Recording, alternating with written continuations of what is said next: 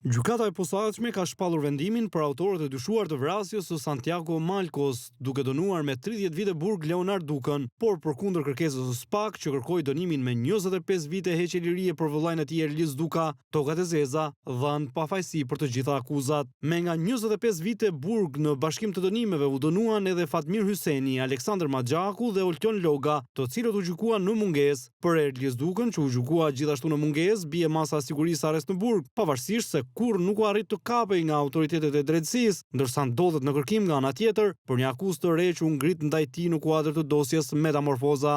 Edhe për vëllain e tij që konsiderohet si koka e grupit kriminal, disa prej akuzave ranë, si ajo e armbajtjes pa leje në kuadër të grupit kriminal, teksa SPAK kishte kërkuar 2 vite më shumë se dënimi që u dha ndaj tij. Seanca u ndoq nga afër edhe nga familjarët e Santiago Malcos, e ëma dhe motra e tij, që prej vitesh paraqiten në çdo seancë gjyqësore.